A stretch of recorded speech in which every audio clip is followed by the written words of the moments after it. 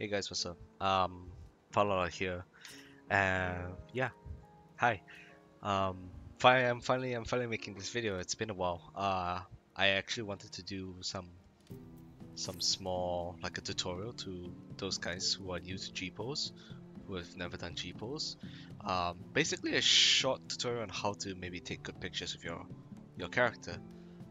So I'm gonna borrow Matt here as a example. He's actually harvesting his garden or tending to his plants, but I've taken this chance to maybe just use him as a subject 001 for my first video on Gpose. Okay, so let's get down to it. I'm gonna try and keep it short. um, First thing I like to do is I like to choose a color filter to apply to map. So I think it's nighttime because that's a sugar in 19. It's gonna be night anyways. So for night, I like to use color marker 1. Gives this nice kind of like it makes it a lot more colorful. Like if I go back to normal, you can immediately see the huge difference that it makes because of the 8 right behind it. It's got a bit of blue. The secretary blossom up there, it's got a bit of like white pinkish, pretty good. Um, we can enhance this further later. But for now, this is really cool, and even this shot on its own would be kind of cool. But there's a few things that irks me a bit. One is that because it's night, Matt's face, like Matt himself, is a bit dark compared with his background. So I'm gonna put a bit of lighting on him. I'm gonna add like light source 1, right? And this is light source 1, 2, and 3. For the purpose of this one, I only need 1 to light up Matt's face. Maybe I'll add more later, who knows. And you will see that there's type 1, type 2, and type 3. This is like the brightness. So if you put, depending on where you want it, like if I put it all the way up, like outside here, then this lights up Matt's face quite enough, but it also lights up everything else.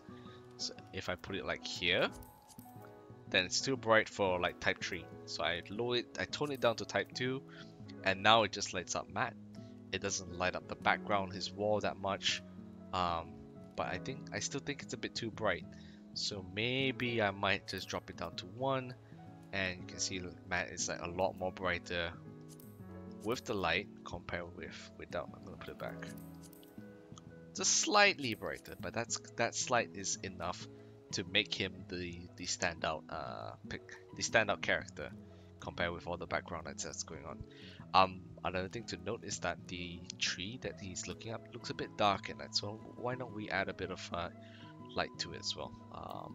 Just put it as light 1, and you can see part of that tree suddenly looks mysteriously bright. Let's add maybe another light source 3 and put it 1 as well. And now it's like it still looks like shit, to be honest. Okay, let me just adjust this quickly, and then we'll make them both light source 2. This might shine a bit on Matt, just a tiny bit, but that Sakura tree looks a lot more pinkish and a lot more brighter and a lot more cooler than before. Yeah, so I like it.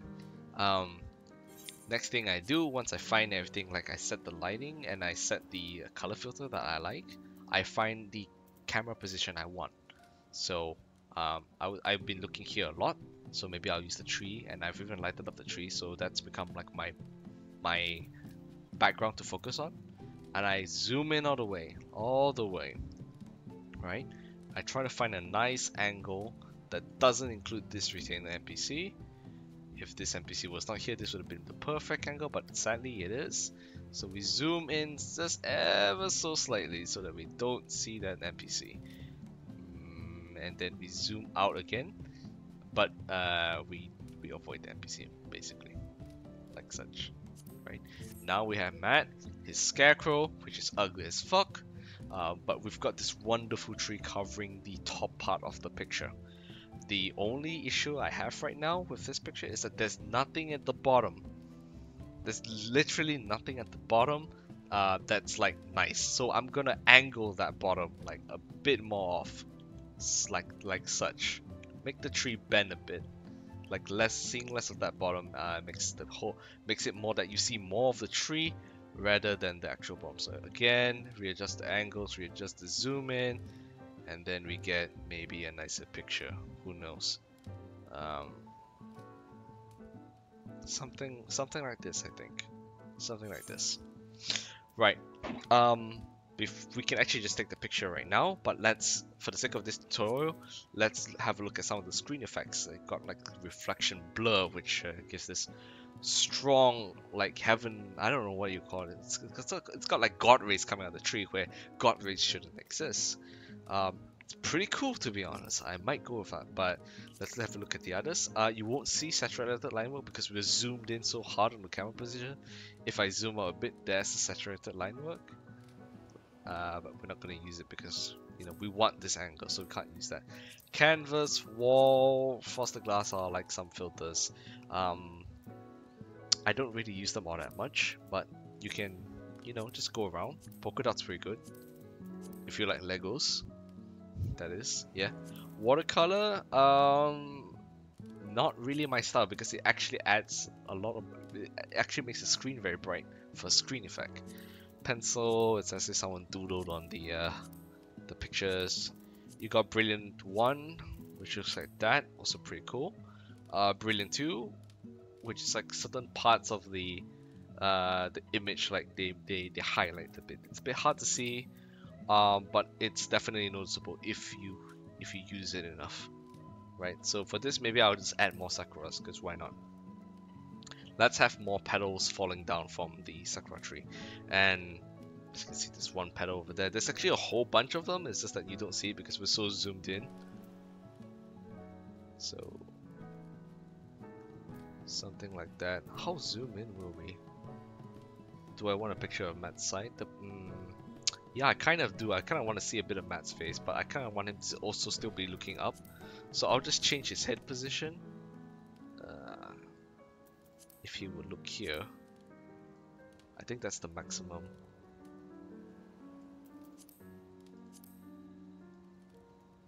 Yeah, that is the maximum. So we can only get like this. If we want to see the eye, we have to like sacrifice a bit of the tree, which is not that nice. So I'll just go with, yeah, this is nice. Yeah. I'll just go with what I have over here.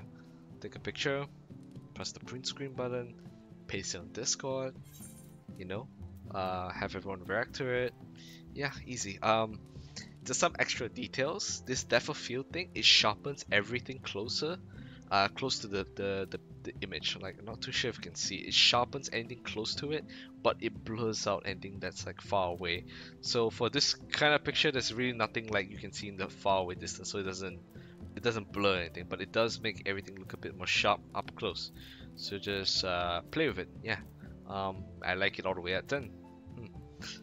Limb darkening adds this like darken to the sides, right? You can have 10 at maximum, you can close up everyone. And if you slowly bring it back out, it's, you know, like this. Cool little effect you can do with limb darkening is this colors out here, is you can actually, oh sorry, not this. These, you see, you can actually put more like colors on the background. So for like, if I wanted to make it look like it was maybe Matt was in the winter or something, or you know, and the leaves are starting to fall, I would take all these colors and I will max them out. And because RGB, red, green, blue, and max out creates white, it gives this like white limb brightening instead of darkening. So it's pretty cool. Just mess with it, play with it if you like. In this case, I don't think I'll use it. I just want the trees. I like the pink. And yeah, that's about it. I'll take a picture. Like, hang on. God damn, Matt, look here. Oh well. We'll take a picture like this for now. And that's it. That's the entire tutorial. So I hope you learn to use what I've just shown you. And hope it's helpful in taking your own pictures. Peace out.